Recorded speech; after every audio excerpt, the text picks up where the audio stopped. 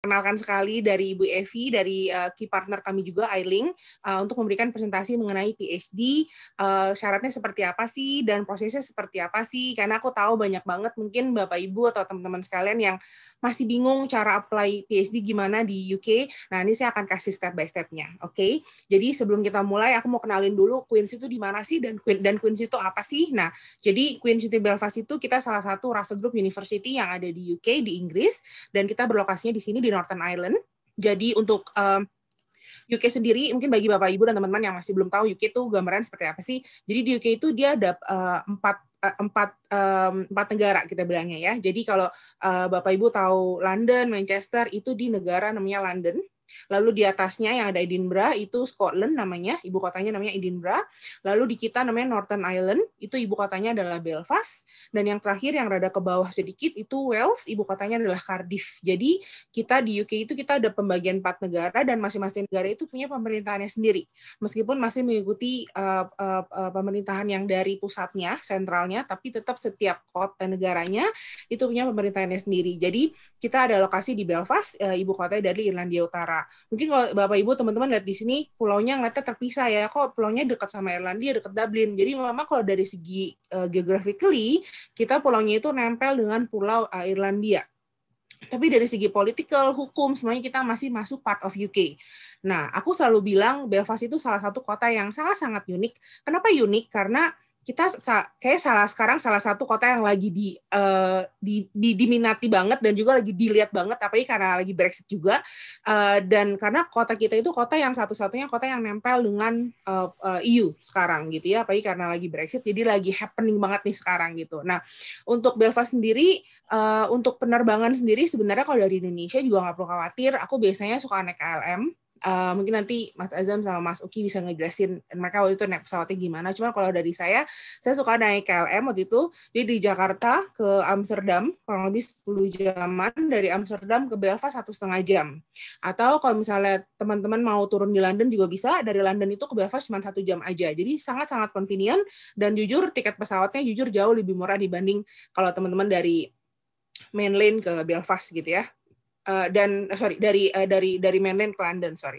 Nah, untuk kotanya sendiri Belfast saya suka banget pribadi karena dia kotanya nggak gede-gede banget, dia nggak segede London, nggak segede Edinburgh, tapi dia juga kotanya nggak kecil-kecil banget. Jadi bukan kota kayak yang kampung atau desa tuh nggak sama sekali gitu. Jadi masih ada mall-nya, masih ada tempat makannya, segala macam masih ada gitu. Tapi kota kita nggak sebesar London. Nah, kalau kayak di Indonesia, aku selalu lihat Belfast itu mungkin mirip-mirip kayak kota Jogja kalau aku bilang. Jadi student city, kebanyakan di sana jujur banyakan student dan orang-orang lokal di sana. Dan memang dari segi kotanya sendiri itu kita masuk salah satu kota yang aman di UK, one of the safest city in the UK, dan juga salah satu kota yang sangat-sangat, menurut aku, bukan sangat murah lah menurut aku, tapi dibanding kota lain, Belfast itu menurut aku sangat-sangat cheaper lah menurut aku, untuk dari segi living cost, affordable banget, kalian masih bisa dapat makan, waktu itu saya dapat makan di kampus itu seharga 3 pound aja, itu nasi sama ayam kari gitu, itu masih dapat 3 pound harganya di kampus, which is 3 pound mungkin kalau sekarang kita ngeliatnya mungkin kalau kayak di Jakarta gitu ya, kayak makan Yoshinoya mungkin gitu. Jadi seharga segitu lah. Jadi masih reasonable banget. Mungkin kalau teman-teman atau Bapak Ibu yang bisa masak mungkin akan jauh lebih murah lagi untuk dari segi costingnya. Nah, nanti aku bisa jelasin untuk dari segi living cost. Dan untuk kotanya seperti ini, jadi Belfast itu untuk Northern sendiri kita terkenal juga satu yang terkenal untuk landscape-nya atau pemandangan alamnya juga bagus banget. Salah satunya yang terkenal itu kita juga dijadikan tempat syuting, kalau Bapak Ibu pernah dengar TV drama namanya Game of Thrones. Nah, itu tempat syutingnya ada beberapa di Northern Ireland. Jadi aku mau kasih lihat di sini, jadi emang terkenal banget, bahkan kalian bisa sewa seragamnya kalau kalian mau, itu juga bagus banget. Jadi benar-benar alami banget. Aku jujur belum pernah nonton Game of Thrones pada saat itu, dan aku kesini, aku ngeliat sendiri dan memang segitu bagusnya, pemandangannya alami banget. banget. Jadi aku rekomen untuk teman-teman nanti kalau memang mau ke Belfast harus ikut turnya Game of Thrones ini. Dan yang kedua ini juga satu yang terkenal banget namanya Giant Causeway. Ini sebenarnya pecahan batu vulkanik yang ada mitosnya juga sebenarnya. Jadi bukan cuma kita doang di Indonesia yang punya legenda-legenda, mitos-mitos, di sana pun juga ada sebenarnya. Jadi ini mereka ada legenda-legendanya juga. Jadi ini juga salah satu yang kalau lagi sebelum corona ya jujur Sabtu Minggu ini rame banget. Banyak banget turis yang datang ke sini untuk ngelihat Giant Causeway. Karena ini masuk salah satu World Heritage UNESCO juga yang dilindungi sama UNESCO gitu. Belfast itu terdiri dari 7 quarter. Kalau aku bilang quarter mungkin kalau kayak di Jakarta area kali ya. Mungkin kalau kayak aku tinggal Jakarta, Jakarta Barat, Jakarta Pusat, Jakarta Timur misalnya gitu. Tapi kalau di sana kita bilangnya namanya quarters. Nah, aku nggak akan jelasin semua 7 quartersnya, tapi aku jelasin beberapa quarters aja yang kurang lebih banyak dikunjungi oleh murid-murid internasional kita. Yang pertama adalah Titanic Quarters. Jadi ini kalau Bapak Ibu pernah nonton film Titanic zaman dulu yang main si Leonardo DiCaprio,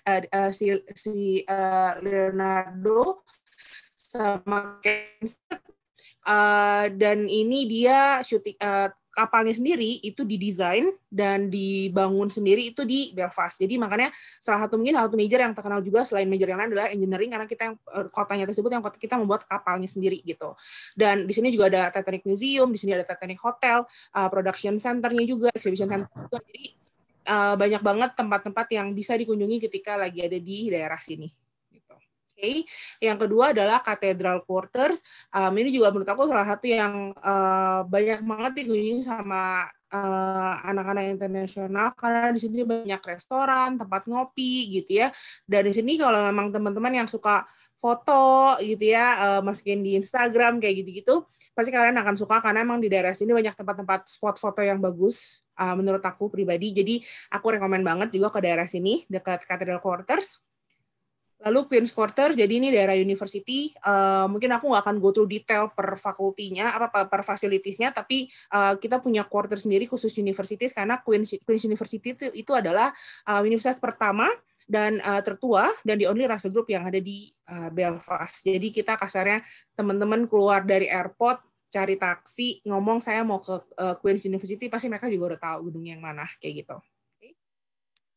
Nah, yang terakhir kita ada city center, jadi kalian juga nggak usah khawatir, nanti kotanya kecil banget nggak Mbak, nanti nggak bisa dapat makan apa-apa, nggak, sama sekali nggak, masih bisa dapat makanan-makanan Asian, di sana ada restoran Thailand, restoran Jepang, restoran Korea, masih ada Chinese food, masih ada toko-toko daging halal juga masih ada, atau kalau misalnya teman-teman yang suka masak, mungkin nanti Mas Azam sama Mas Suki juga bisa ngejelasin itu yang enak gimana sih gitu. Pasti mereka udah tahu nih hint-hintnya tuh yang tempat-tempat yang murah tuh gimana.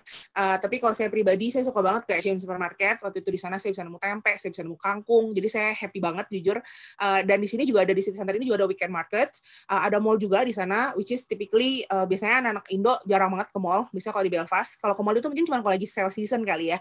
Jadi kita bisa ke mall. Karena typically kalau kayak di UK itu sebenarnya kalian bisa shopping itu bisa online, bisa juga shopping di daerah city center. Jadi nggak harus selalu ke mall gitu.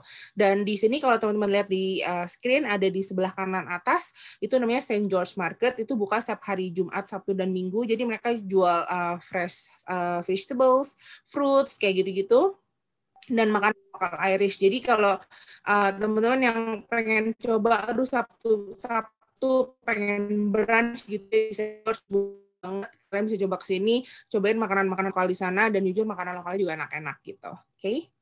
Nah, about Queen's pribadi, Queen's sendiri kita sudah berdiri dari tahun 1845. Jadi tahun ini kita berulang tahun di 175 tahun. Salah satu universitas tertua yang ada di UK, kita ke-9 yang tertua yang ada di UK. Dan untuk dari recent intensity sendiri kita peringkat ke-8 sekarang dari RIAF 2014 yang terakhir. Dan untuk total student sendiri kita sekarang ada sekitar 24.000 students dan ada sekitar 13% internasional. Nah, which means kita masih banyak anak-anak dari lokal dari UK sama dari EU gitu. Jadi kita menurut aku pribadi salah satu yang membuat Queen's yang terkenal juga dari students population-nya, karena kita mix banget, kita balance. Jadi kita nggak cuman kayak isinya anak internasional atau dari negara tertentu, enggak, tapi kita juga banyak anak-anak lokal yang sana. Jadi kalian akan bisa mengenal culture-nya mereka, kalian bisa punya networking dengan anak-anak lokal di sana gitu. Jadi nggak hanya melulu anak-anak internasional aja seperti itu. Nah, Queen's itu juga masuk salah satu Russell Group University. Jadi kalau di UK sendiri, mungkin kalau saya boleh jelasin sedikit di sini, ada 2 tipe university ya. Jadi di UK itu ada 130 uni in total, dan hanya 24 university yang kita bilang namanya masuk Russell Group. Russell Group itu apa sih? Russell Group itu kalau Bapak Ibu pernah dengar Ivy League kalau di Amerika, jadi kayak Harvard, Yale, MIT, atau kayak di Australia mungkin Group of 8 ya, yang paling gampang Monash, Melu, UCIT misalnya gitu ya. Sama kayak Russell Group. Jadi Russell Group itu kita link 24 university yang kita bilangnya namanya top notch traditional research university. Jadi kalau teman-teman pernah dengar Cambridge, Oxford gitu ya, Queen's, itu kita masuk Russell Group. Jadi sistemnya kalau Russell Group ini adalah uni-uni yang tradisional, kita bilangnya top research intensive university. Jadi memang dari segi research-nya itu kuat sekali, dan kita sharing kind of the same research with all these 24 universities gitu ya. Dan untuk pengajarnya juga semua kebanyakan pasti profesor. Even di level S1 pun juga yang ngajar semua profesor. Jadi levelnya beda dengan yang non-Russell Group University. Kalau non-Russell Group University itu uni-uni baru, yang baru establish tahun 90-an, dan biasanya major-majornya yang baru. Contoh kayak fashion merchandising, digital marketing, kayak gitu-gitu. Nah, itu yang pasti akan lebih banyak di modern university. Oke? Nah, untuk fakulti sendiri kita ada 3 fakulti besar dan beberapa schools di dalam sini. Fakulti pertama yang akan aku jelasin adalah Faculty of Arts, Humanities, and Social Sciences. Kita punya 5 schools di bawah sini dan 2 research center. Jadi yang pertama adalah Schools of Arts, English, and Languages, Schools of Law, Schools of History, Anthropology, Philosophy, and Politics, Schools of Social Sciences, Education, and Social Work, dan Queen Management Schools. Dan kita juga punya 2 research center, ini untuk yang ICT, untuk yang Security and Justice, Global Peace, dan juga untuk yang Leadership Institute. Lalu fakulti yang kedua kita punya Faculty of Medicine, Health, and Life Sciences. Kita punya 4 schools di bawah sini. So, Schools of Medicine, Dentistry, and Biomedical Sciences, Schools of Biological Sciences, Schools of Pharmacy, dan Schools of Nursing and Midwifery. Dan yang terakhir kita punya fakulti Faculty of Engineering and Physical Sciences. Kita punya 6 schools di bawah sini yang paling besar. Kita punya Schools of Chemistry and Chemical Engineering, Schools of Electronics, Electrical Engineering and Computer Science, Schools of Mathematics and Physics, Schools of Mechanical and Aerospace Engineering, Schools of Natural and Built Environment, dan Schools of Psychology. Nah, untuk list programnya nanti saya bisa jelaskan setelah dari saat ini ya. Nah, ini juga bagi teman-teman mungkin yang masih mau lihat Queen's tuh kayak gimana sih kampusnya, akomodasi seperti apa sih, mau jalan-jalan di sana tuh seperti apa sih keadaannya, boleh banget kalian langsung, aku kasih waktu beberapa detik, boleh scan kamera dari handphonenya Bapak Ibu, teman-teman sekalian, langsung scan barcode di sini, aku kasih waktu beberapa detik untuk scan, atau nanti aku bisa kirim juga PDF-nya ini, jadi nanti teman-teman bisa langsung buka di link-nya ini di bawah sini untuk virtual tour-nya kita, oke? Aku kasih waktu beberapa detik untuk scan barcode.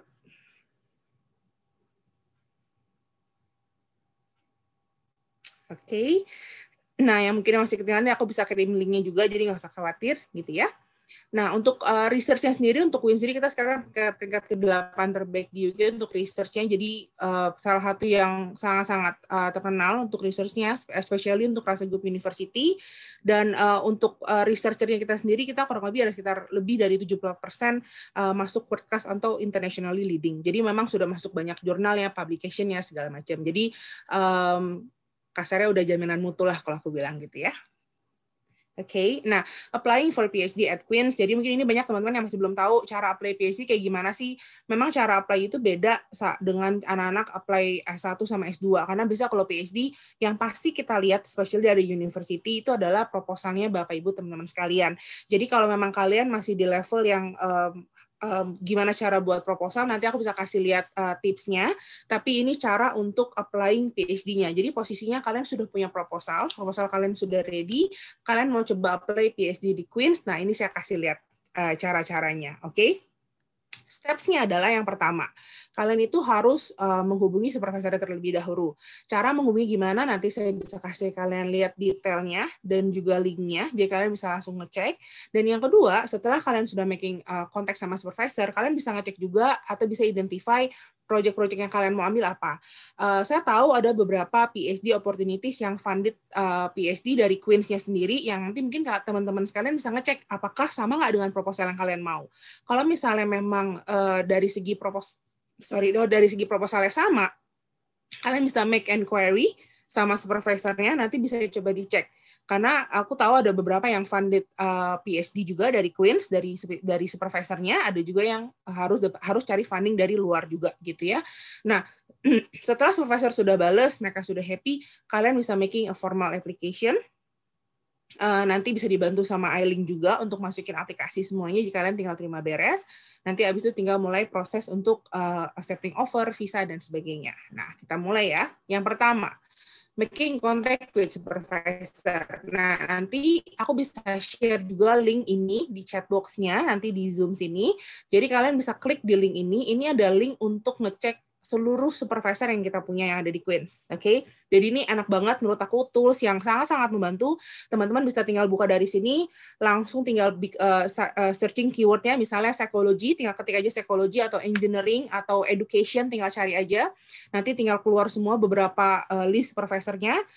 Kalau mau kontak semuanya juga boleh sebenarnya, tapi biasanya aku saranin pilih yang kira-kira proposalnya atau tema research-nya itu sama. Jadi masih inline gitu ya. Biasanya ada sekitar 2 atau 3 mungkin yang sama, boleh kontak 3-tiganya, nggak masalah. Nanti kalau misalnya setelah supervisornya sudah kontak, terus misalnya 2 minggu mereka belum ada kabar, let me know, nanti aku bisa sharing juga email aku ke teman-teman sekalian. Nanti aku bisa bantuin chase ke fakulti gitu ya. Tapi ini step awalnya dulu untuk cari supervisornya dulu. Cek apakah proposal yang kalian mau temanya ada nggak di Queen's gitu ya. Nah, yang kedua, setelah sudah menghubungi, nah contohnya seperti ini, aku mau kasih lihat. Jadi ini list misalnya ini aku cuma copy general semuanya. Jadi ini ada beberapa nama supervisor dari schools mana dan dia open PhD application itu di field-nya apa aja. Jadi contoh Claire itu dia lebih ke natural built environment, jadi lebih ke planning, intergroup contact, atau mungkin yang Dr. Edon di bawah itu dia lebih ke molecular cell biology, cancer metastasis. Jadi tergantung dari kalian mau proposalnya apa. I find it really helpful, jujur, dengan ada link di sini. Jadi nanti teman-teman bisa lihat, setelah ini aku bisa sharing untuk kira-kira proposal PhD-nya ada nggak supervisor yang di Queen's gitu ya. Nah, setelah sudah making contact, sudah kontak mereka, biasanya misalnya nih kalian klik nih satu dari sini, nanti akan keluar seperti ini. Contoh, ini aku ngecek kemarin dari School of Psychology, Dr. Aniska. Jadi nanti kalian tinggal lihat di sini ada profilnya beliau, ada kontaknya juga di email, dan dia akan juga jelasin PhD application saya itu lebih ke field-nya kemana. Nah, kalau memang kayaknya cocok nih dengan proposal yang Bapak Ibu mau gitu ya, boleh banget langsung klik di bawah make a PhD inquiry. Oke, langsung klik di situ, kasih detailnya, kirimin proposalnya. Jadi nggak perlu harus kirimin dokumen full, nggak usah. Biasanya yang mereka minta adalah proposal, lalu CV. Jadi kita bisa tahu background-nya, education background-nya di mana, CV sama proposalnya aja dulu, gitu ya. Beberapa supervisor biasanya mereka akan minta langsung submit application full, gitu ya. Tapi ada beberapa yang ada juga yang beberapa yang mereka masih terima untuk nge-review proposalnya dulu, gitu. Jadi memang tergantung supervisornya langsung, tapi saran aku bikin PhD inquiry dulu. Kalau memang mereka ternyata sudah oke, baru bisa masukin final kayak final proposal lah atau application langsung ke university gitu ya. Nah, yang kedua, setelah sudah menghubungi supervisor, misalnya mereka juga masih belum kabar atau misalnya mereka sudah kabarin, boleh juga ngecek di sini. Menurut aku ini adalah beberapa research opportunities yang kita punya yang ada dari Queen's, karena kan jujur beberapa supervisor itu mereka punya funding juga ya, dan biasanya mereka suka open funding ini untuk anak-anak internasional. Jadi boleh banget dicek di link ini. Again, nanti aku akan share juga PowerPoint presentation-nya ke Bapak Ibu. Jadi bisa cek research opportunities yang ada di sini, langsung type keyword-nya aja, langsung ngecek funding, langsung cek yang funded, langsung keluar semua. Contohnya seperti ini yang kemarin saya searching. Jadi ini ada beberapa yang funded PhD gitu ya. Again, fundingnya seberapa besar, ini harus cek further sama supervisornya karena tergantung dari supervisornya. Tapi di sini sudah terlihat dari title proposalnya, supervisornya mereka, application deadline-nya kapan. Jadi kalau memang kira-kira ada yang mirip-mirip dengan proposal yang Bapak Ibu mau apply, boleh dicoba. Yang penting harus apply sebelum deadline. Jadi make sure jangan sampai kelewat deadline. Karena di sini aku lihat ada yang Mei, ada yang March, ada yang Julai. Jadi secepatnya harus masukin aplikasi, gitu ya. Jadi boleh banget nanti langsung kontak si supervisornya langsung, gitu. Oke. Nah, setelah misalnya sudah dapat supervisor sudah oke, dan misalnya dari merekanya juga sudah happy, misalnya dengan proposal Bapak Ibu, boleh langsung make a formal application. Oke, nah ini dokumen yang aku butuhkan untuk apply ke PhD-nya kita. Yang pertama adalah copy paspor halaman depan, yang kedua adalah CV. Ketiga adalah personal statement. Personal statement itu menjelaskan, aku minta sekitar 250 sampai 500 kata aja, menjelaskan kayak kenapa mau ambil PhD di Queen's, kenapa mau ambil misalnya contoh PhD psikologi atau PhD nursing misalnya. Nanti bisa jelasin kenapa mau ambil nursing, mungkin bisa dijelasin sedikit mengenai background-nya Bapak Ibu sebelumnya misalnya gitu. Jadi dijelasin personal statement-nya seperti apa. Lalu aku akan minta di transkrip sama sertifikat dan ijazah itu dari level S1 sama S2-nya Bapak Ibu semuanya dalam bahasa Indonesia dan dalam bahasa Inggris. Again, tadi aku dengar dari Mbak Evi juga, mereka ada program untuk Swan Translator. Jadi untuk teman-teman yang masih degree transitnya dan ijazahnya dalam bahasa Indonesia, nggak usah khawatir, nanti mereka bisa langsung bantu translate pakai Swan Translator. Oke? Jadi kita minta degree-nya dari S1 dan S2, transkrip dan sertifikatnya full. Lalu kita juga minta research proposal-nya dilampirkan gitu ya, dan juga certified translation-nya kalau dalam bahasa Indonesia aku minta Swan di translate dalam bahasa Inggris plus cap dan tanda tangan dari Swan Translator. Lalu aku minta TOEFL atau IELTS atau another English language kita terima so far. Sekarang Duolingo juga kita terima, IELTS indicator kita terima, TOEFL Home kita terima. Jadi nanti aku juga bisa kasih link. Nanti yang ada di PDF sini udah aku masukin juga linknya untuk certified Inggris yang apa aja sih gitu ya. Jadi biasanya kita terima adalah IELTS atau TOEFL. Nanti bisa coba dicek. Typical IELTS atau TOEFL yang kita terima untuk level PhD itu di rata-rata 6,5 sampai 7 kurang lebih. Jadi tergantung dari field-nya mau apa gitu. Nanti mungkin aku bisa bantuin cek kalau mungkin ada teman-teman ada yang mau spesifik untuk PhD-nya. Dan yang terakhir aku minta 2 surat referensi. Nah, ini kan aku ngeliat kayak teman-teman Bapak Ibu sudah bekerja semua ya. Berarti aku minta biasanya referensi itu adalah 1 dari universitasnya, 1 dari tempat bekerja. Biasanya gitu. Oke. Nah, biasanya nanti tim admission kita yang akan minta langsung ke referee-nya. Jadi kita hanya minta nanti detail namanya, emailnya, dan posisinya apa si referee-nya ini.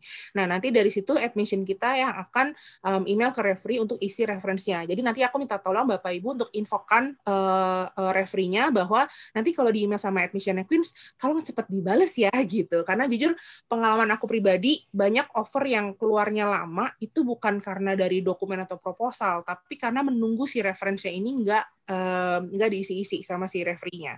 Jadi tolong banget sebelum nanti masukin aplikasi udah info si referee-nya. Nanti kalau misalnya ada email, tolong dibantu balas secepatnya ya gitu. Karena semakin lama mereka responnya, semakin lama offer akan keluar gitu. Jadi itu yang biasanya aku selalu advice ke teman-teman yang mau ambil PhD program gitu ya.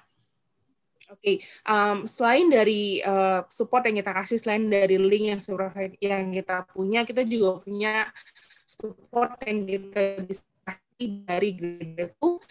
Graduate School ini adalah tempat di mana teman-teman dari PhD atau Master Degree itu bisa mengambil kita bilang namanya soft skills. Jadi di luar dari akademiknya kalian bisa ambil di kayak beberapa kelas gitu soft skills dan itu free, nggak ada biaya sama sekali untuk enhance kalian punya soft skills. Jadi contoh, misalnya teman-teman kan mau ambil PhD nih, pasti kan research skill-nya perlu nih skills untuk communication, presentation misalnya, atau writing skills. Nah, di graduate school ini kita provide program ini semua dan ini for free. Teman-teman bisa join untuk yang PhD. Jadi biasanya aku akan suggest misalnya kalau mereka biasanya setiap semester itu udah schedule-nya kapan, tanggal berapa, nanti bisa tinggal ikutan aja, tinggal register, dan itu masuk for free. Jadi benar-benar menurut aku kalian dapetin extra soft skills yang mungkin di university lain tuh nggak akan bisa provide seperti ini. Tapi kalau kayak di Queen's, kita punya special graduate school ini, dan yang ngajar itu memang tipikal semua sudah profesional, jadi mereka sudah tahu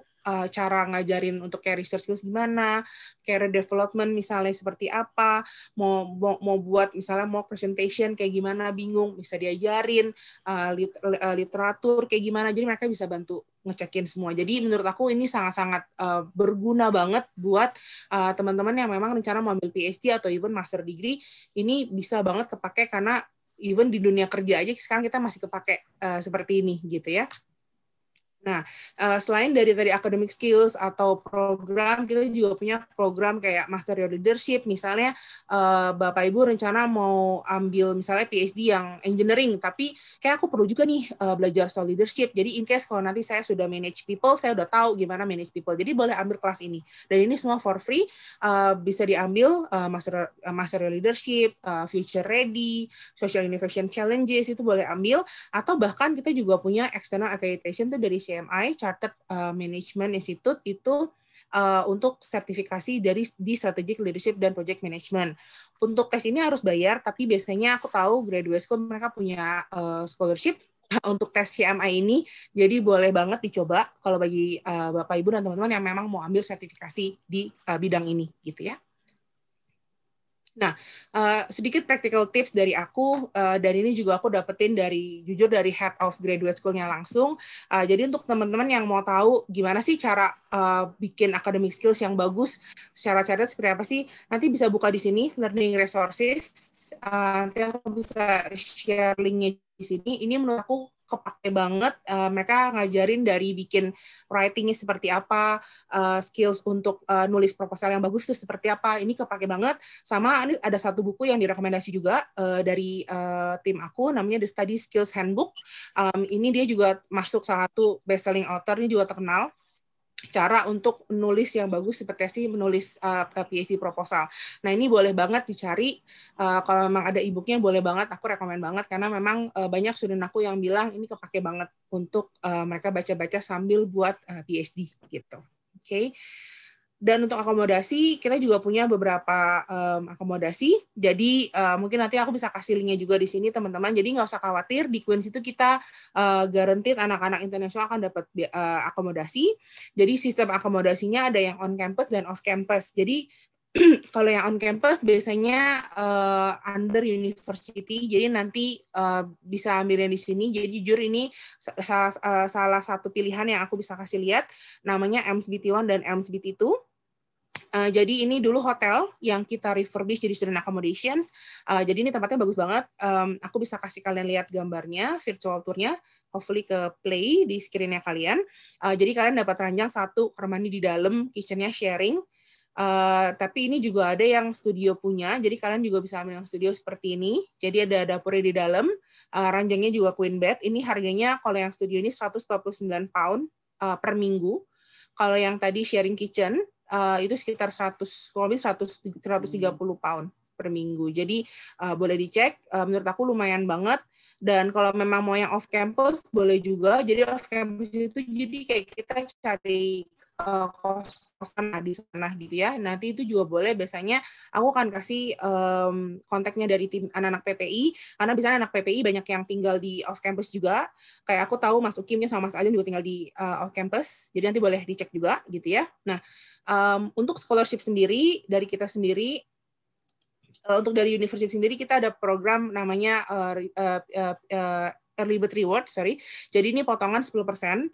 Untuk teman-teman yang mau ambil postgraduate research, itu ada potongan 10%. Kalau memang teman-teman bayar tuition fee 3 bulan sebelum mulai start date, itu ada potongan. Ini yang untuk yang anak-anak yang self-funded.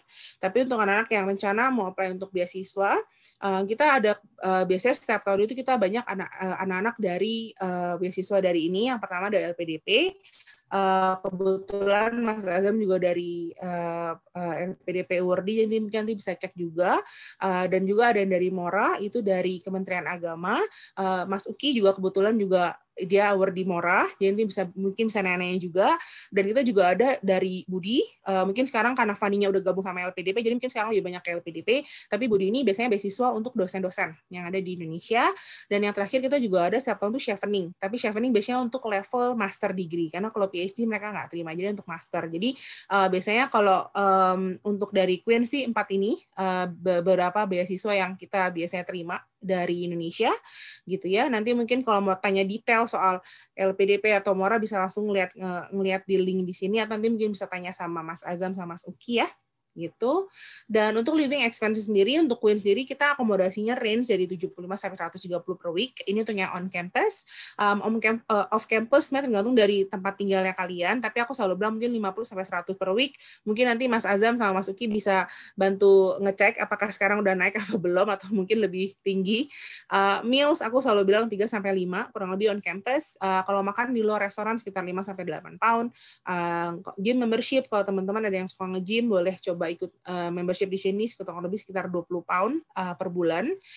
Sinema kalau suka nonton boleh banget di Belfast nonton sekitar 7 pound. Spesial hari Selasa itu 3,5 sampai 4 pound aja. Terus kalau yang mau sewa sepeda juga bisa, itu cuma 25 pound per tahun untuk sewa sepeda. Jadi living expenses plus meals itu kurang lebih per month aku selalu bilang 500 sampai 800 pound gitu. Jadi kita salah satu kota yang sangat-sangat reasonable untuk living cost gitu dibanding kota-kota yang lain yang ada di UK. Okay, so I think that's all from me. Ini email aku dan WhatsApp aku. Nanti aku juga bisa sharing di chat box. Mungkin karena sorry banget aku udah terlalu panjang kayaknya. Tapi aku balikin lagi ke Evi. Silakan Evi.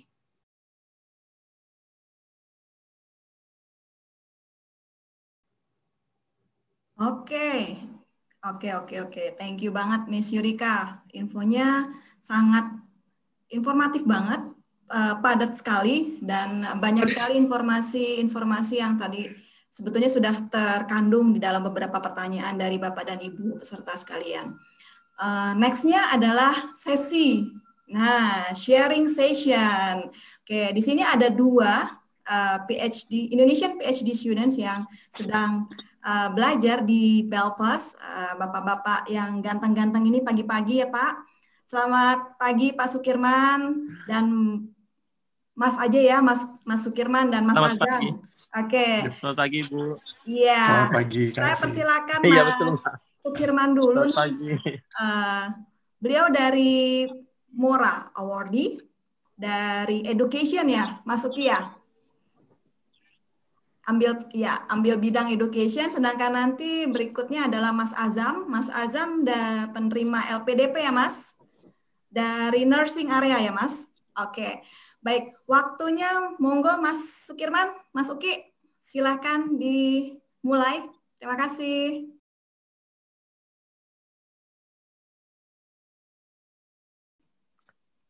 Ya.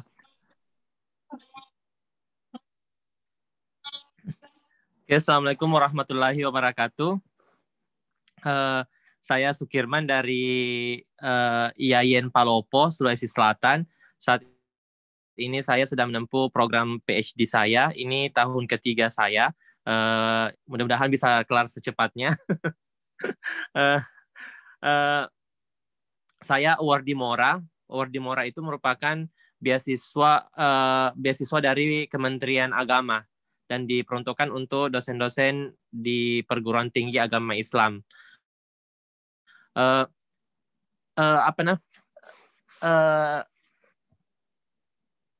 Halo, dengaran nggak? Kedengeran, Mas. Pada kesempatan ini saya mau sharing sedikit tentang pengalaman saya, mulai dari saya daftar di Queen University Belfast sampai hari ini, pengalaman saya selama di Queen University Belfast.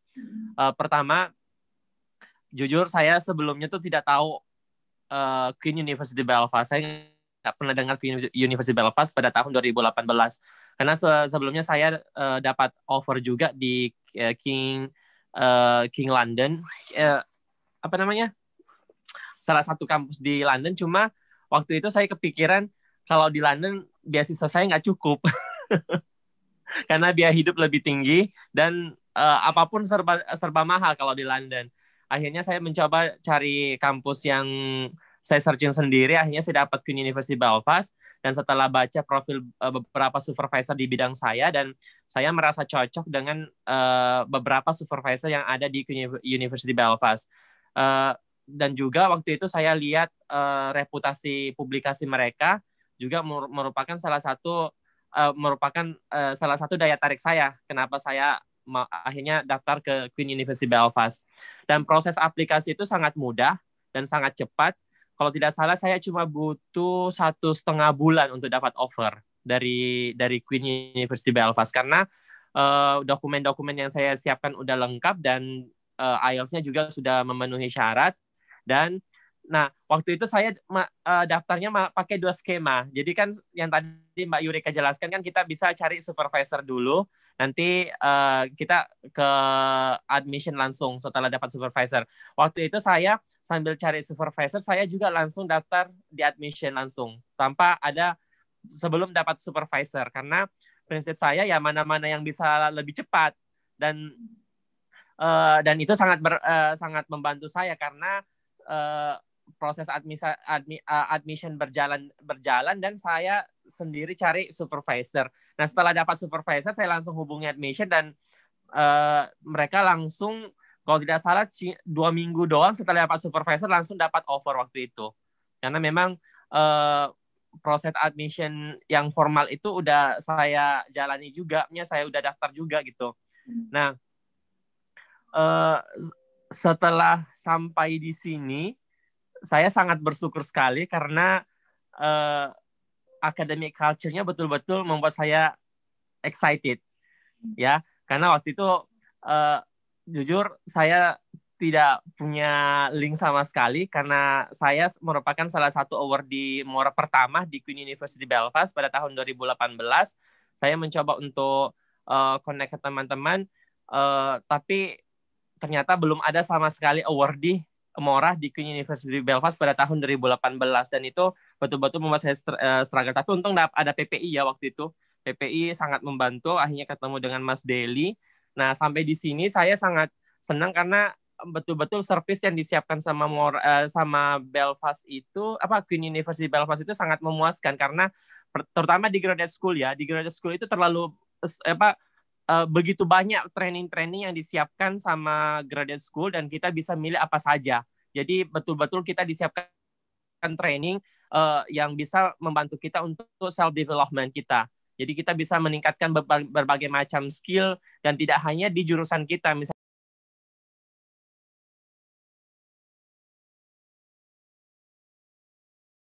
lebih spesifik ada di Departemen Keperawatan Jiwa dan Komunitas. Saya ada di Divisi Keperawatan Jiwa, tapi lebih spesifik belajar terkait dengan demensia, jadi psychogeriatric nursing. Mungkin itu sekilas dari saya. Katanya kalau nggak kenal nggak sayang. Nah, saya kan pengen disayang sama semuanya gitu. Ini adalah sekilas dari saya. Terus kemudian saya juga adalah awardee dari LPDP Budi LN. Wah, panjang banget ya. Terima kasih Kak Yurika tadi sudah menyampaikan bahwa untuk program beasiswa Budi yang sebelumnya dari Kemenristek Dikti itu sekarang sudah bersatu di LPDP. Jadi kalau misalnya teman-teman mencari beasiswa Budi itu di mana, nanti bisa cari di LPDP. Nanti akan saya sampaikan sedikit terkait dengan apa saja sih beasiswa dari LPDP itu. Terus saya award di tahun 2018 untuk PK-nya 141 Dharma Daraka. Mungkin nanti akan apa sih itu PK gitu. Karena ini akan terkait dengan beberapa hal berikut yang akan saya sampaikan. Kemudian saya juga punya organizational background di Alzheimer's Indonesia.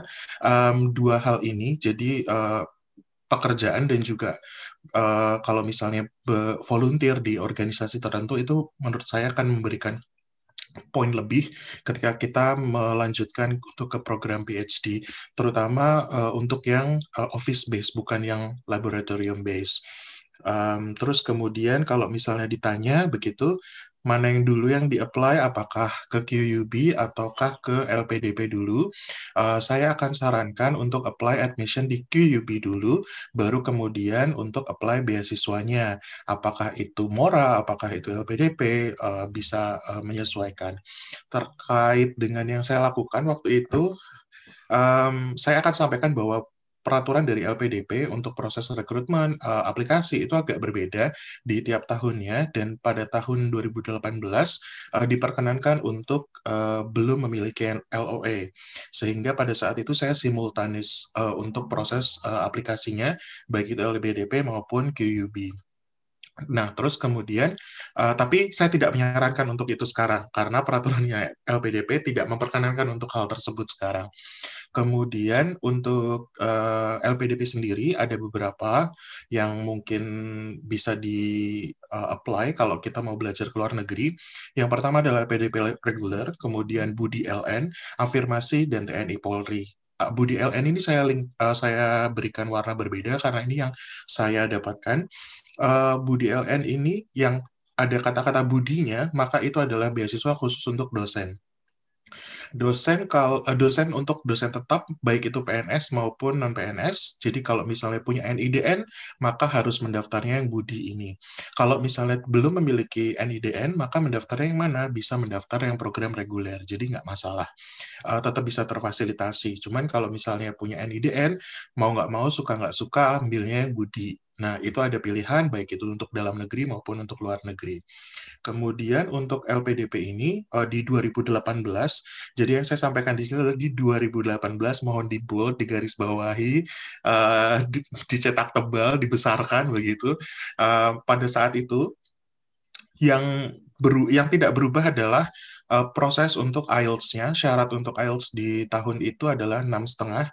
Ini tidak berubah. Terus kemudian waktu itu tidak diharuskan unconditional LOA. Baik itu belum mendapatkan LOA maupun conditional LOA diperkenankan untuk mendaftar pada tahun itu. Kemudian untuk proses tesnya juga sepertinya tidak banyak berubah. Di awal ada seleksi administrasi, jadi berkas-berkas kita kirimkan dan lain sebagainya. Baru kemudian ada tes berupa TPA di stasiun masing-masing, ada di beberapa tempat untuk melakukan tes ini. Kemudian setelah lolos di TPA, maka akan lanjut ke tes psikotes dan leaderless group discussion. Kalau misalnya nanti ada yang mau bertanya ini, boleh silahkan. Kemudian setelah nanti diterima dari proses ini semua, kita akan ada yang namanya persiapan keberangkatan. Persiapan keberangkatan ini difasilitasi oleh LPDP. Kemudian biasanya satu angkatan, satu batch aplikasi, kemudian dibagi menjadi beberapa kelompok, dan nanti akan ada program persiapan keberangkatan ini. Untuk yang sekarang, proses persiapan keberangkatan atau PK ini dilakukan secara virtual.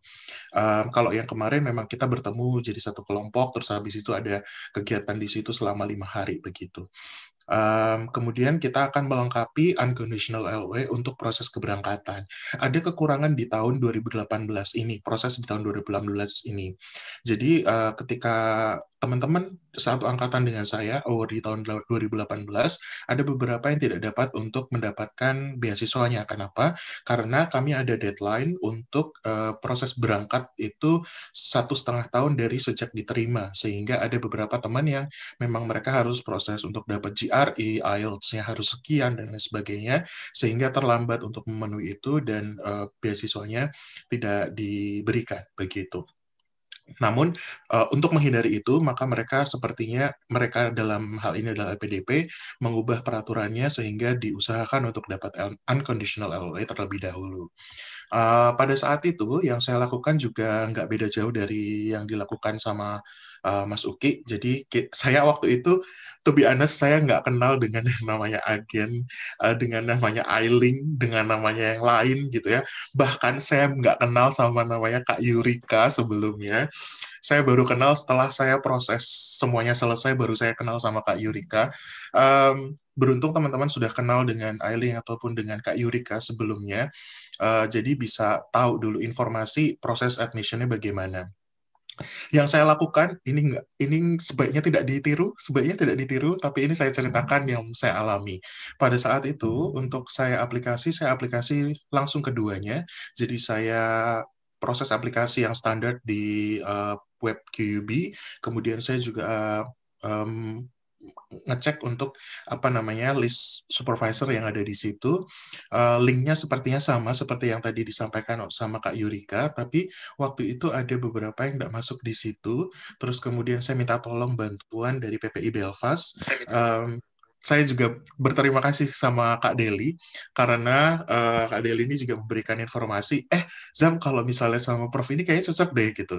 Oh iya kah? Saya terus kemudian juga follow up beberapa, terus kemudian saya berjodoh dengan salah satu supervisor yang direkomendasikan. Setelah itu untuk proses aplikasi sebenarnya standar, hampir semua universitas memiliki sistem aplikasi yang nggak beda jauh. Kemudian untuk yang supervisor agak sedikit berbeda. Karena saya belum pernah kuliah di sini, maka akan ada proses interview. Jadi interview secara personal dengan supervisor, calon supervisor.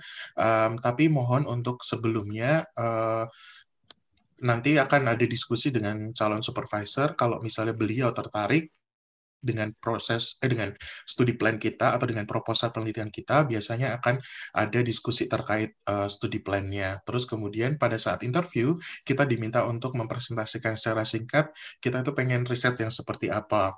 Terus kemudian mungkin beliau juga mencari informasi bahwa memang kita berpotensi untuk melanjutkan PhD di QUB begitu.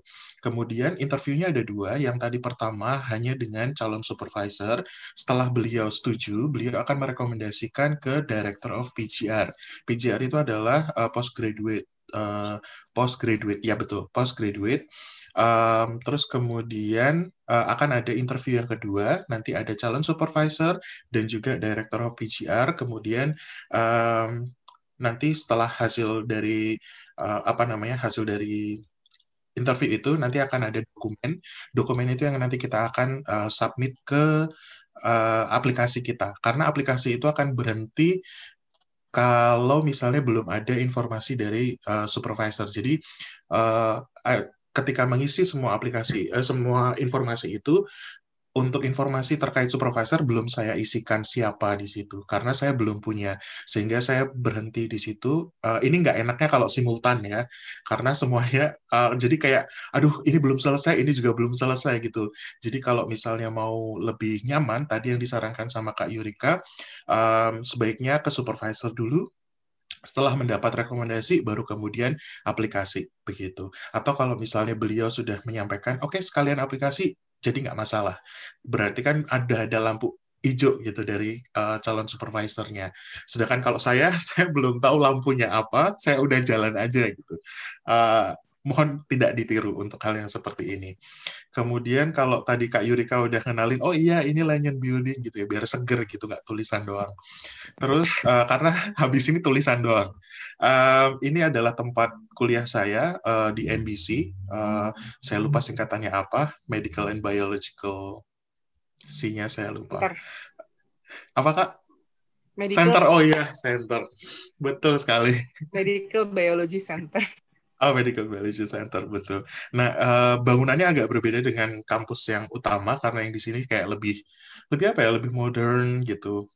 Beda dari sekitarnya. Kalau sekitarnya typical British, typical UK banget, tapi untuk yang bangunan ini agak berbeda sekali. Kenapa saya ambil di sini? Salah satunya adalah karena memang dia rankingnya bagus untuk nursing di UK. Terus kemudian salah satunya adalah nursing area study saya ada di bagian sini. Saya banyak belajar terkait dengan geriatric nursing maupun psychogeriatric nursing, spesifik ke dementia care, sehingga saya tergabung di palliative care research group di sini. Terus kemudian untuk programnya ada 3 tahun, nanti akan dikenal dengan postgraduate research di situ. Nanti ada program untuk PhD dan juga program untuk MPhil. Untuk support yang available di sini akan sama persis dengan yang diterima oleh Mas Sukirman maupun siapapun student yang ada di sini. Ada international office, salah satunya Kak Yurika yang selalu support kami. Mental health guidance ini kalau nggak salah namanya well-being student guidance. Saya kurang ngeh dengan nama persisnya. Sekarang namanya Student Guidance Center. Student Guidance Center. Semuanya ada di situ ya, Kak, ya, berarti Yes. ya. Baik. Yes, untuk Terus support buat kemudian, student ya. jadi kalau misalnya kami pun ada gangguan well-being gitu, kita bisa, supervisor saya kadang, karena kami sering ketemu ya, jadi kamu mau kalau misalnya butuh bantuan, kamu langsung kontak ini ya, gitu, Student Guidance Center gitu, karena bisa jadi kita nggak bisa menyampaikan ke supervisor, tapi kita bisa menyampaikan ke orang lain yang yang tidak berhubungan sama sekali dengan studi kita begitu. Terus ada student union, jadi kalau misalnya tadi saya dan juga Kak Mas Uki bilang ada PPI UK, PPI Belfast, nah PPI Belfast itu masuk di student union di sini. Jadi kalau teman-teman mau kontak dengan PPI Belfast, boleh langsung aja ke IG-nya PPI Belfast. Terus kemudian ada English course, jadi jangan khawatir kalau misalnya, aduh writing saya busuk banget nih, gitu kan. Ada English course yang bisa didapatkan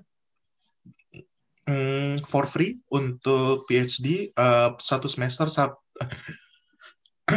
Salah kalimat saya. Dia akan dibuka satu kali dalam satu semester, terus kita bisa mengambilnya, itu ada di Into. Kemudian kalau untuk yang S1 juga ada undergrad preparation di situ, namanya program Into. Saya kurang tahu programnya, Kak Yurika akan lebih tahu itu. Siapa tahu teman-teman punya saudara, kakak-kakak, kemenakan gitu kan, atau anak yang mau ke QUB, nanti bisa kontak Kak Yurika juga. Untuk yang sekarang, learning di QUB agak berbeda. Kalau kemarin kita bisa face-to-face ketemu sama orang lain gitu kan, satu office. Untuk PhD juga agak sedikit berbeda, ada yang office-based, ada yang laboratorium-based. Seperti saya dan juga Mas Uki itu adalah office-based, sehingga biasanya kita akan disediakan satu ruangan khusus. Bisa jadi secara personal, bisa jadi beberapa orang dalam satu ruangan. Terus kemudian di situ ada desk, kemudian komputer, beberapa screen, kemudian di situ biasanya udah komplit sih. Mungkin ada kitchen yang bareng-bareng begitu. Nanti lebih nyaman sebenarnya ada di office. Kalau untuk laboratorium, mereka akan ada ruang kerja sendiri, terus kemudian ada ruang untuk laboratoriumnya. Jadi agak berbeda. Dan kalau nggak salah, untuk yang laboratorium base agak lebih tinggi ya Kak ya, SPP-nya gitu, SPP tahunannya, tuition fee. Kemudian setelah COVID ini agak berubah. Untuk yang kami yang office base, ada beberapa yang sudah diperkenankan ke kampus hanya untuk kegiatan yang sangat urgent sekali. Kemudian untuk supervisinya kami biasa lakukan secara virtual. Biasanya akan ada 2-3 orang supervisors. Saya mendapatkan 3 orang supervisors, dan ini disesuaikan dengan topiknya sebenarnya. Terus kemudian tadi yang disampaikan sama Mas Uki sama Kak Yurika benar banget, dari graduate school itu trainingnya available banyak banget. Termasuk bagaimana kita presentasi di depan kamera, which is itu kayaknya itu penting banget. Jadi kadang-kadang informasi yang seperti itu kita bisa dapatkan di graduate schools. Termasuk membuat CV, saya banyak belajar di sini. Membuat CV saya merasa CV saya ini udah luar biasa, keren, kece, badai, dan lain sebagainya. Tapi ternyata I need to think about it. Dan mungkin menyusun ulang CV saya. Karena mungkin terlalu banyak dan lain sebagainya. Banyak informasi yang bisa kita dapatkan di sini. Untuk PhD ada syarat sebenarnya, kita harus mendapatkan training dari graduate school 10 hari per tahun. Jadi in total nanti kita akan ada pelatihan di graduate school 30 hari per tahun. Tapi tidak harus di graduate school, karena dari School of Nursing maupun dari Medical Health Life Science biasanya ada kegiatan juga, itu bisa terhitung sebagai training hours kita. Mungkin itu, begitu nanti teman-teman sampai, ya, 10 hari per tahun, 30 hari untuk selama studi. Ya, 10 hari. Tapi 10 hari itu jangan dipikir 10 hari sehari berapa Per 24 tahun. jam gitu, enggak. Jadi 10 hari itu satu harinya dihitung 6 jam aja gitu. Jadi nanti dihitung sendiri ya karena matematika saya rada busuk gitu.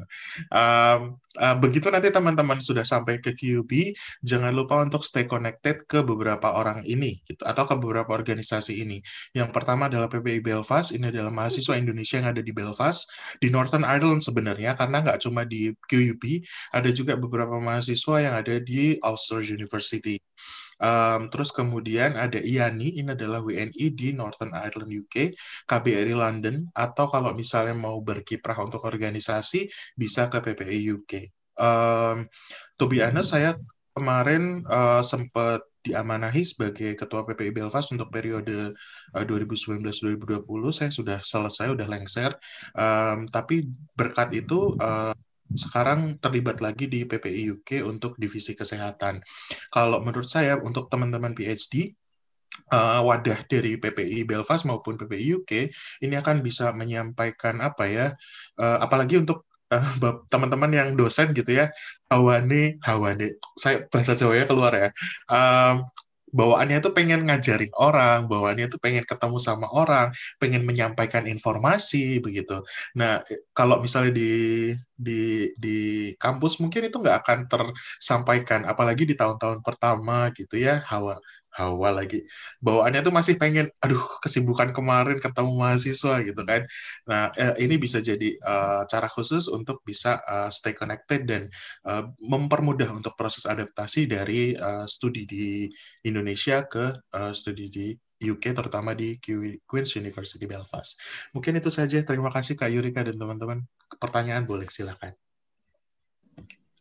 Alright, wow, keren informasinya, Mas Uki maupun Mas Azam. Sangat berguna. Saya sendiri juga amazed ya, ternyata supportnya banyak sekali dari QUB. Pastinya selama study di sana nih ada satu pertanyaan, sebetulnya study terus atau sempat main-main sih atau jalan-jalan gitu? Ya. Aku harus bilang, saya anak rumahan banget. Di tahun pertama saya sempat jalan-jalan, kebetulan karena memang urusan PPI Belfast, saya sempat jalan ke London waktu itu, dan di sekitarnya sana, tapi udah cukup sampai di situ. Karena begitu saya memplanningkan, oke, Azam, kamu akan planning untuk nanti Christmas kamu akan ke sini. Sudah saya planningkan Christmas kemana dan lain sebagainya, dan Corona menyerang. Oh my gosh. Saya nggak bisa pulang ke Indonesia karena tidak diizinkan oleh supervisor saya. Jadi beberapa supervisor akan kalau saya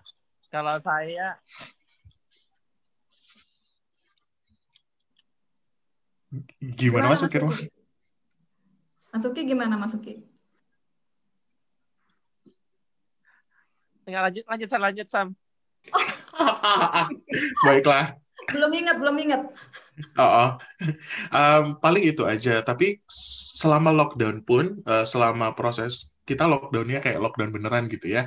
Jadi museum itu kan tutup semuanya. Tapi at least kita masih bisa untuk travel ke satu daerah ke daerah lain, walaupun mungkin nggak sebebas dulu. Terus kemudian hanya menikmati bagian luarnya aja gitu Kak. Paling itu aja sih. Oke.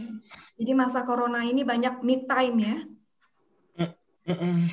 Sedih banget sebenarnya. Sedih ya. Oke, baik Bapak Ibu, ada pertanyaan. Sebetulnya ada merch yang oke banget dari Miss Yuri. Sorry. Silakan. Kalau saya Mbak sempat jalan karena memang setahun lebih duluan dibanding Mas Azam. Jadi 1 tahun itu kan belum ada corona ya, jadi sempat jalan ke Giant Causeway, pokoknya jadi ada teman lokal dan dia baik banget, dia punya mobil dan itu kita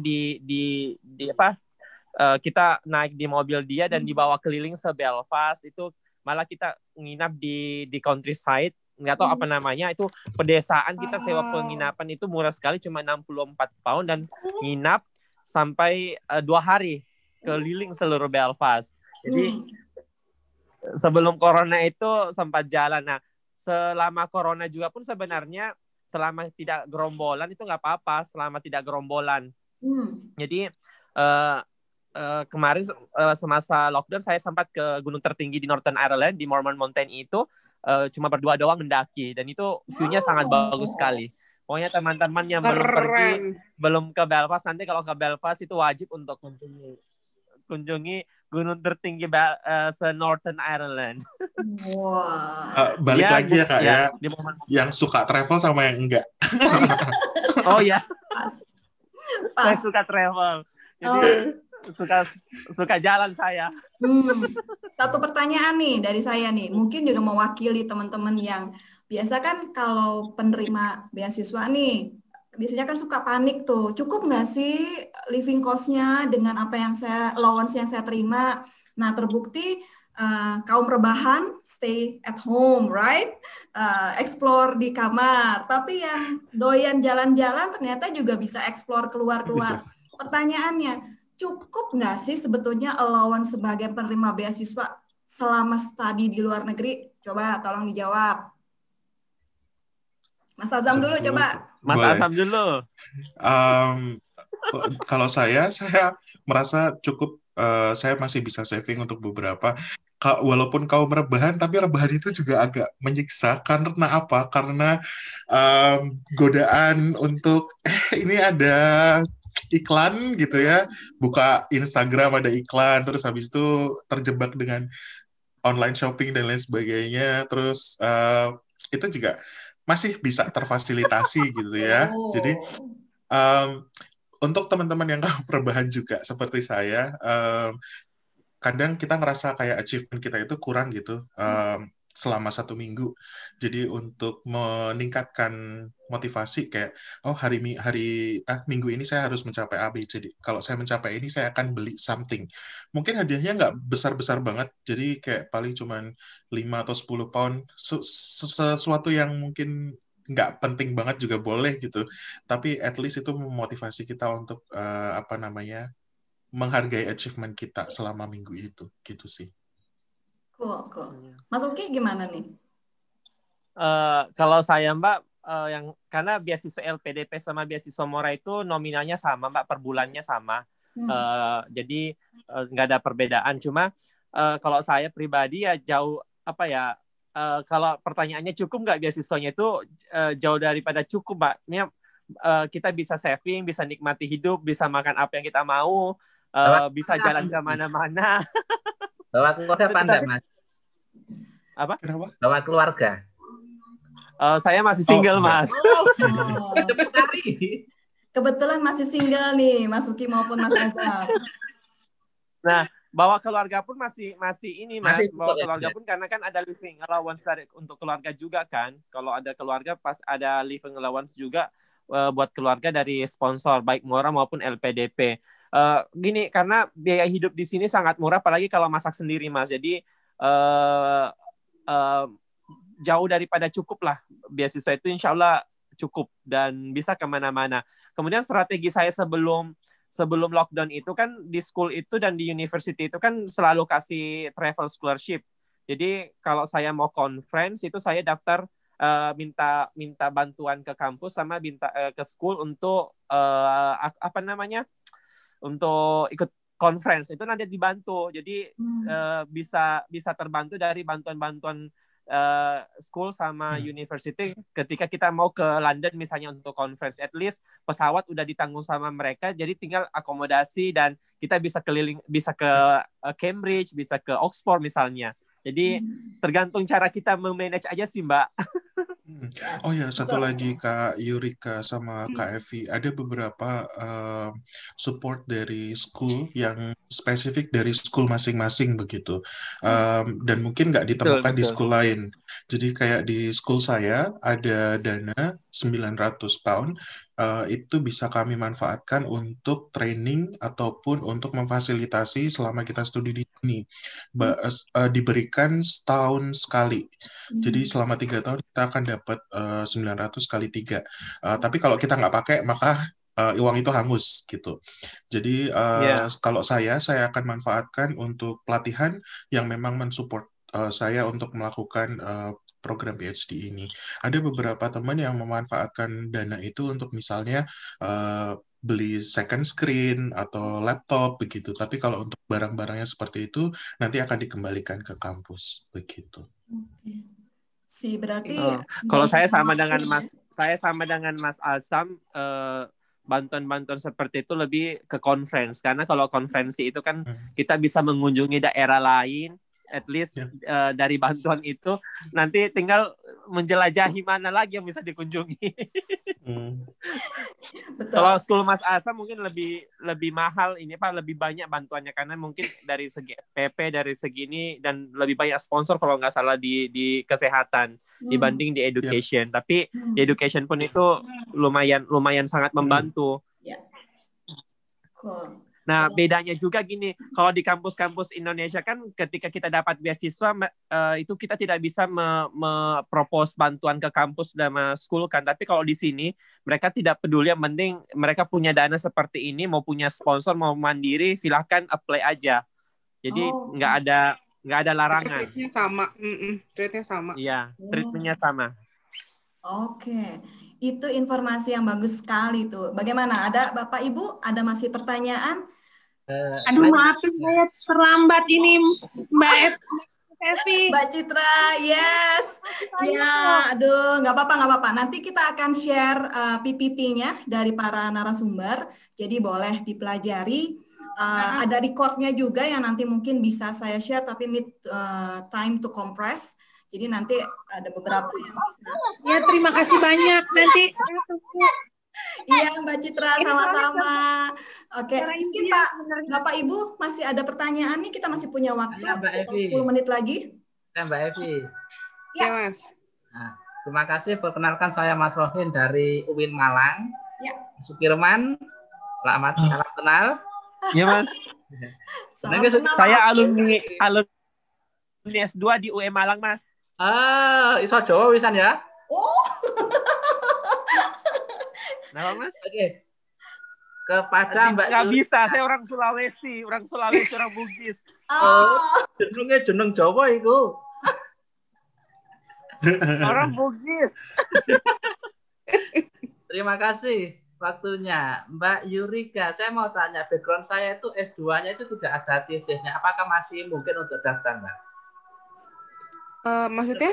Cuma research project saja. Oh. Jadi S2-nya nggak ada tesis, jadi cuma research project ya?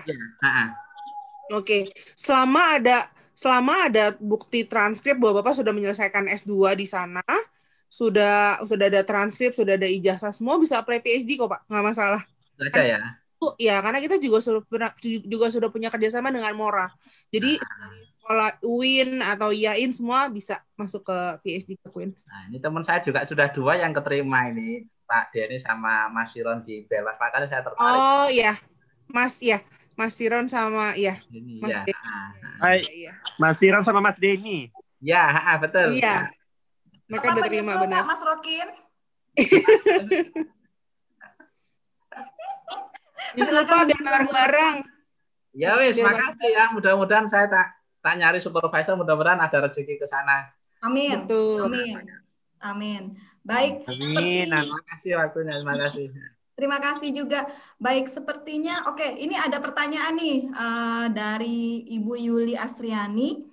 Kalau yang bawa keluarga untuk mencari sekolah anak-anak, apakah gampang? Dan apakah kadang ada tawaran-tawaran internship di company-company sekitar Belfast? Mungkin Miss Yurika? Sebenarnya terima kasih Mbak Yuli untuk pertanyaannya. Sebenarnya untuk bawa keluarga bisa aja, karena aku tahu ada beberapa anak-anak PhD yang bahkan bawa keluarga. Kayak Mbak Feni itu aku tahu dia bawa keluarga, bawa suami, bawa anak. Satu jurusan itu Mbak Feni itu. Iya, Mbak Feni benar. Mbak Feni kan Kalimantan. Tuh kan, berarti si Mas Rokin emang udah jodoh ke kayaknya deh. Kenal semua loh. Ayo loh Mas. Nyusul Mas, biar rame-rame di sana, seru kan. Nah, sebenarnya kalau bawa keluarga bisa-bisa aja. Karena aku tahu kayak LPDP, aku tahu kayak di tahun kedua itu mereka bisa kasih funding kan ya, seingat aku ya Zam ya. Ada buat spouse itu boleh. Dan memang mereka juga bilang tinggal di Queens itu kan kalau sewa rumah, kalau bawa anak itu memang juga jauh lebih murah. Jadi biayanya pun nggak akan keluar segimana banyak dibanding misalnya ke London atau ke kota-kota lain, karena mungkin dari segi kos kita jauh lebih murah gitu. Nah, kalau untuk tawaran internship di company sih jujur biasanya pengalaman aku sih untuk anak-anak PhD biasanya susah untuk cari internship lagi. Mungkin nanti Mas Azam, Mas Uki bisa info ya. Karena kan waktunya tiap hari harus ketemu supervisor, ke office, kayak gitu-gitu sih. Jadi mungkin kalau untuk internship mungkin agak sedikit susah, tapi mungkin untuk kayak part-time mungkin masih bisa sih, kalau menurut aku. Karena aku tahu dulu, sering bantu-bantu aku kalau selama dari PPI 2, even sampai sekarang, Mas Uki juga suka bantu-bantu. Jadi part-time mungkin masih memungkinkan. Ya, part-time masih memungkinkan Kak Yurika. Terus kemudian kalau internship saya kurang tahu bentuk internship yang seperti apa yang diharapkan begitu. Tapi kalau untuk part-time masih bisa, kayak Mas Uki akan cerita tentang itu. Untuk yang mau bawa anak, terutama yang mau sekolah, sebaiknya untuk riwayat imunisasi itu dicek ya, dibawa. Kalau misalnya belum ada bahasa Inggrisnya, mungkin tadi bisa difasilitasi untuk ditranslasi dan juga untuk di sworn translator tadi, karena akan dibutuhkan untuk proses mendaftar sekolah di sini. Begitu. Mas, apakah itu sekolahnya harus dicari sebelum berangkat atau bisa pas di sana? Bisa sewaktu di sini. Jadi kalaupun mau ke sini bisa hubungi PPI Belfast dulu. Gimana Mas? Ya, Mas Uki gimana? Kalau masalah sekolah, kebetulan serumah saya Pak Bambang itu kan bawa keluarga dan anaknya ada 2, satu SD, satu SMP. Sepengetahuan saya, sekolah itu tidak ribet di sini. Pokoknya nggak harus kita nggak harus cari, nanti sampai di Belfast baru cari nggak apa-apa, karena memang mereka sangat mengakomodir kita dan semuanya gratis.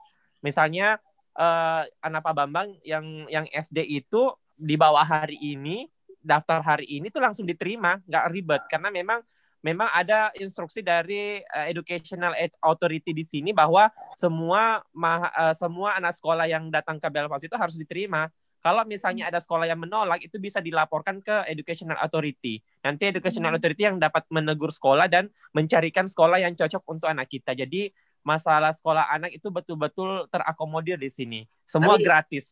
Gratis semuanya. Fasilitas. Ya kayak Napa Bambang itu ada kursus bahasa Inggris gratis yang tiap minggu diikuti untuk mengembangkan bahasanya. Itu stationery-nya, alat-alat tulis dan sebagainya itu disupport tiap minggu dari pihak sekolah, dikirim ke rumah selama lockdown ini, dan pokoknya gratis semua sekolah.